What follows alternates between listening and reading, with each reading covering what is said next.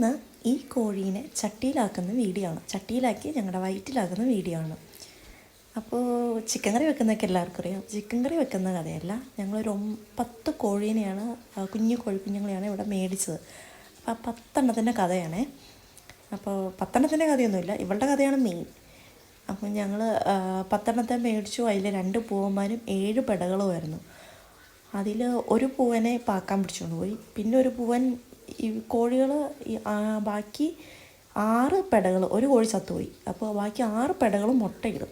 ഈ മുട്ടയൊന്നും ഞങ്ങളുടെ കയ്യിൽ വരത്തില്ല. എവിടെ പോകുന്നു കോഴിക്കോട്ട് ചെന്ന് നോക്കി ഒറ്റ മുട്ട ഉണ്ടാവത്തില്ല. പക്ഷേ മുട്ടയുടെ തൊണ്ടുകളും അതിൻ്റെ ഇതൊക്കെ കിടക്കുന്നുണ്ടാകും. അപ്പോൾ ഇവരുടെ മെയിൻ പരിപാടി ഈ ഒരു പൂവൻ, ഒരു ചുവന്ന പൂവനുണ്ട്. ഈ പൂവൻ എന്ത് ചെയ്യും? കൊത്തി കുടിക്കും.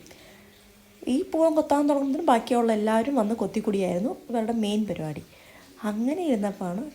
അങ്ങനെ ഇത് മനസ്സിലായപ്പോൾ ഞങ്ങൾ ആ പൂവനെ ആദ്യം ചട്ടിയിലാക്കി. പിന്നെ ഒരു വെള്ളപ്പൂവനുണ്ടായിരുന്നു, അതിനെ പാക്കാൻ പിടിച്ചുകൊണ്ട് പോയി. പിന്നെയുള്ള ബാക്കി 6 പെടകളുണ്ടായിരുന്നു.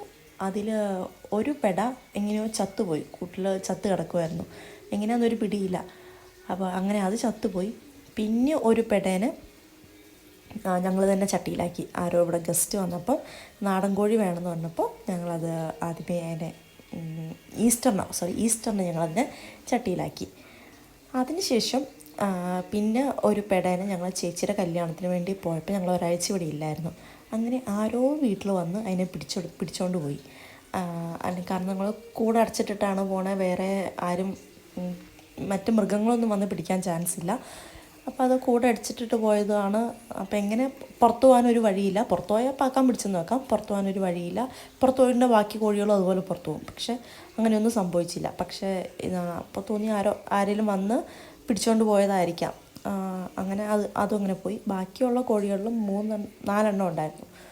പിന്നെ ബാക്കിയുള്ള ഈ ഒരു പെടാന്ന് പറഞ്ഞാൽ നമ്മൾ അഴിച്ചു വിടും. വൈകുന്നേരം ആകെ 1 മണിക്കൂർ അഴിച്ചു വിടുള്ളൂ. അഴിച്ചു വിട്ട് കഴിഞ്ഞാൽ പുള്ളിക്കാരി തിരിച്ച് കൂട്ടി കയറത്തില്ല. പുള്ളിക്കാരി എതിലേലൊക്കെ കറങ്ങിയൊക്കെ തിരിച്ച് പിറ്റേന്ന് രാവിലെ 9 മണി അല്ലെങ്കിൽ ഉച്ചയൊക്കെ ആകുമ്പോഴത്തേനേ വരുള്ളൂ.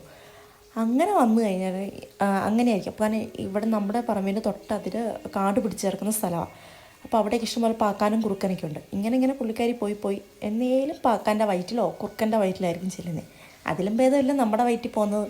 അങ്ങനെ വിചാരിച്ച് ഇന്ന് സൺഡേ സ്പെഷ്യലായിട്ട് ഇവളെ അങ്ങ് ചട്ടിയിലാക്കി. അപ്പോൾ കുറച്ച് 2-3 കുഞ്ഞു മുട്ടകളൊക്കെ ഉണ്ടായിരുന്നു കേട്ടോ. മുട്ട ഇട്ടുകൊണ്ടിരുന്ന കോഴിയാണ്. 1-2 ദിവസം കൂടുമ്പോഴൊക്കെ ഒരു മുട്ട തരുമായിരുന്നു.